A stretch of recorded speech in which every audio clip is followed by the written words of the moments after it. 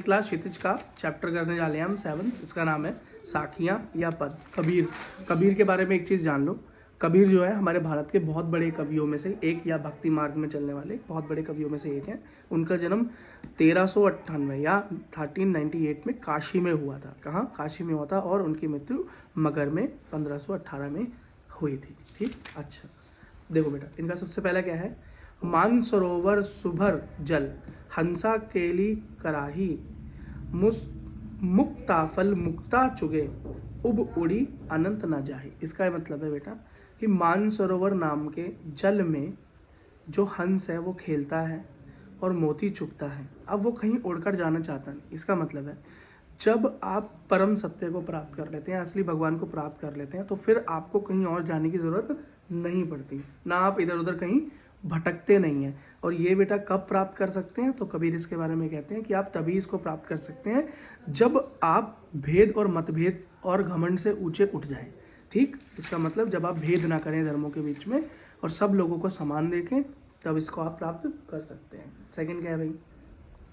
प्रेमी ढूंढत मैं फिरो, प्रेमी मिला न कोई, प्रेमी को प्रेमी मिले, सब विष अमृत हुई। इसका मतलब है बेटा कि कबीर बोलते हैं कि मैं भक्त ढूंढने निकला पर मुझे कोई भक्त नहीं मिला, असल भक्त नहीं मिला।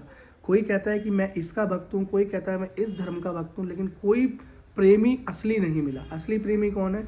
जो जानता है कि हर मनुष्य के अंदर भगवान होता है, भगवान अलग नहीं है, उसमें कोई मतभेद नहीं है। और जब उनको ऐसा प्रेमी मिला, जब उनको ऐसा गुरु मिल गया, ऐसा आदमी मिल गया, ऐसा पर्सन मिल गया जो सच में प्रेमी है, सच में ज्ञानी है, सच में हर किसी के अंदर भगवान को देखता है, परमात्मा को देखता है, तो अब उनके जितने भी विष थे, उनके जितने भी बुरे कर्म थे, उन सबको अमृत में बदल दिया। अगला देखो, हस्ती चढ़िए ज्ञान को, सहज दुलीचा डारी, स्वान रूप संसार है, भूकल दे झक मारी। इसका मतलब है कि सबसे बड़ी जे मनुष्य तुम ज्ञान के हाथी पर चढ़ना, मतलब आप जब ज्ञान रूपी हाथी पर चढ़ जाते हैं, जब आप ज्ञान को धारण कर कर ज्ञानी हो जाते हैं, मतलब असली ज्ञानी, घमंडी नहीं, तो बेटा दुनिया क्या करती है? दुनिया का तो काम ही है कि वो आपको ताने देगी।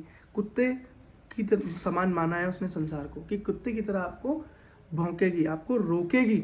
लेकिन जिसके पास ज्ञान है, जिसके पास ज्ञान है, जब प्रज्ञान प्राप्त करना चाहता है, उसे अहंकार को त्याग देना चाहिए। ये ना सहज दुलीचा डारी, इसका मतलब क्या है? ज्ञान रूपी अंधकार जो है, ज्ञान रूपी जो आपने ओढ़ रखा है कंबल, वो हट जाएगा। और बेटा जो संसार भौंक रहा होगा उसको, उस पर ध्यान मत देना, बाद में आपको सच्चा ज्ञान प्राप्त होगा। बस सीधी सी ये सिंप्लिसिटी थी। इसका ना अगला है, पका पकी के कराने, सब जग रहा भुलान, निरपक हुई के हरि भजे, सोई संत सुजान। इसका मतलब हर कोई अपने अपने पंथ की बात करता है, हर कोई बोलता है मेरा धर्म महान, मेरा देवता महान, मेरा पंथ महान। ठीक, लेकिन बेटा कोई भी ये नहीं देखना चाहता कि जग में हर जगह एक ही भगवान है, एक ही परमात्मा है, एक ही शक्ति है। तो ये कहते हैं कि जो निरपक्ष हो जाएगा, जो बेटा कोई भी पक्ष रखेगा ही नहीं, ये नहीं सोचेगा कि आपका धर्म बड़ा, मेरा धर्म बड़ा, आपका पंथ बड़ा, मेरा धर्म बड़ा। जब वो इस सारे जो हमारे जितने भी ये हमारे बीच के मतभेद है, इसे भूल जाएगा, निरपेक्ष हो जाएगा, तो बेटा क्या बन जाएगा? वही संत बन जाएगा। साखियाँ अगली, हिंदू मुआ राम कही, मुसलमान खुदाई, कहे कबीर सो जीवना, जो दुहू के निकट न जाई। इसका मतलब है कि हिंदू कहते हैं राम है, मुसलमान कहते हैं खुदा है, और ये दोनों अपने अपने को श्रेष्ठ मानकर एक दूसरे से हमेशा क्या रहते हैं? बैर में रहते हैं। ठीक, और कबीर का कहना है कि जीते जी ना तो हिंदू राम को ही पा पाता है और ना ही मुसलमान खुदा को पा पाता है, क्योंकि वो बेटा सिर्फ एक दूसरे को नीचा दिखाने के अंदर ही अपना जीवन बिता देते हैं। पर असलियत क्या थी कि राम और रहीम, राम और खुदा एक ही परम तत्व के नाम है। तो अगर ये एक दूसरे को मतभेद भुलाकर, राम और रहीम खुदा का मतभेद भुलाकर साथ में जीते, साथ में भगवान को प्राप्त करते, तो उनके पास पहुंच जाते। लेकिन ये अपना जीवन ऐसे ही व्यतीत कर देंगे और कहीं नहीं पहुंच पाएंगे, कोई किसी के पास पहुंच नहीं पाएगा। ठीक है, काबा फिरी काही भया, क्या? काबा फिरी काशी भया, राम ही भया रहीम, मोट जून मैदा भया बैठी कबीर जी। इसका मतलब है कि काबा होता है बेटा जो मुसलमानों का पवित्र स्थान है, ठीक है। और राम भया रहीम, इनका ये कहने का मतलब है कि बेटा धर्म के दोनों, हिंदू और मुसलमान या दो कोई भी धर्म, उनके मतभेद मिट जाते हैं अगर वो दोनों एक दूसरे को समान मानने लगते हैं, राम रहीम परमात्मा अल्लाह को एक मानने लगते हैं।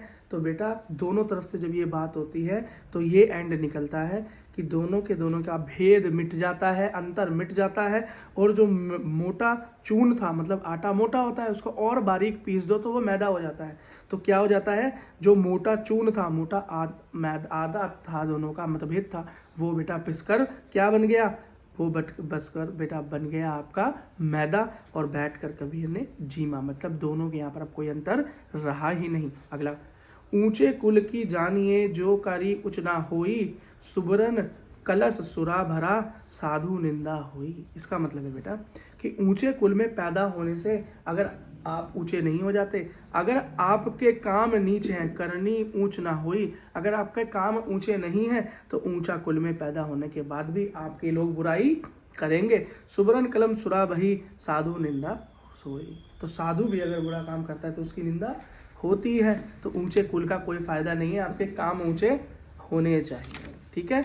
इसी के साथ बेटा हमारे अब शब्द या पद शुरू होते हैं। नीचे करो बेटा, देखो बेटा अगला देखो, मोकू कहा ढूंढे बंदे मैं तो तेरे पास रे, ना मैं देवन ना मैं मस्जिद ना काबा कैलाश में, ना तो कोनो क्रियाक्रम में ना योग बैराग में, खोज होए तू तुरे मिली ही पल भर की तलाश में, कहे कबीर सुनो भाई साधो सब स्वामियों श्वासों की श्वास में। इसका मतलब है कि ना तो मैं काबे में हूँ ना मैं मंदिर में हूँ, क्या ना मैं मस्जिद में हूँ ना मैं काबे में हूँ, तू मुझे कहाँ ढूंढता है। भगवान कह रहा है कि तू मुझे कहाँ ढूंढता है। ना तो मैं योग में हूँ ना मैं बैराग में हूँ, मतलब जो साधु संत हो जाते हैं, दूर जंगलों में रहने लगते हैं, वहाँ भी मैं नहीं हूँ।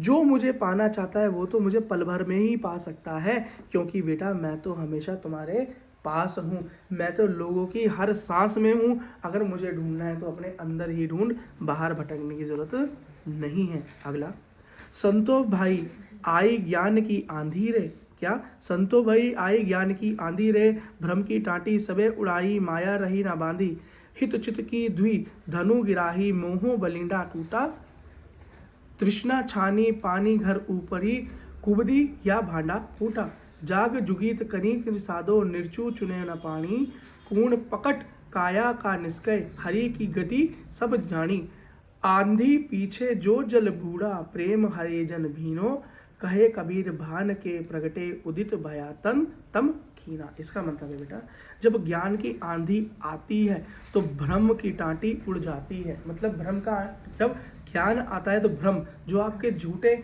आपने बातें सोच रखी थी, जब आप अपने आप को बड़ा समझते थे, महान समझते थे, अपने पंथ को ऊंचा समझते थे, दूसरे को नीचा समझते थे, मतभेद करते थे, ज्ञान आने से वो भ्रम टूट गए और जो माया की रस्सी से बंधी हुई टांटी थी वो भी टूट गई। माया मतलब इस लालच, माया मतलब लालच का मतलब होता है इस दुनिया के अंदर जो चीजें हैं जैसे फोन, पैसा, इन सबसे ये सारी चीजें बेटा जुड़ी हुई थी।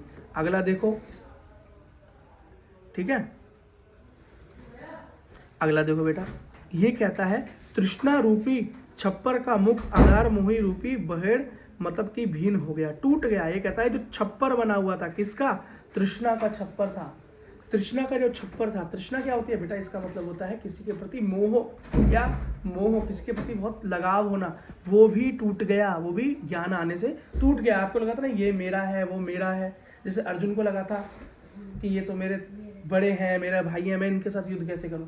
तो जब ज्ञान रूपी उनको गंगा में उनको बहाया, उनको गीता सुनाई, तो बेटा उनकी ये भ्रम भी टूट गई। अच्छा, आंधी के बाद वर्षा हुई, जब आंधी आई ज्ञान की उसके बाद वर्षा हुई, जब आपका मोह दूर हो गया, आपका भ्रम दूर हो गया, आपका घमंड दूर हो गया, तो आपके ऊपर बेटा वर्षा हुई। वर्षा किसकी, भक्ति की वर्षा हुई, प्रेम की वर्षा हुई, किसकी, प्रेम की। और ज्ञान सूर्य के, और उसके बाद बेटा ज्ञान का सूर्य उदय हुआ और मन आपका दिव्य प्रकाश छा गया और स्वास्तिक स्वरूप को पहचान लिया और आपने पहचाना कि आप सच में कौन है, क्या है। इसी के साथ बेटा ये चैप्टर खत्म होता है।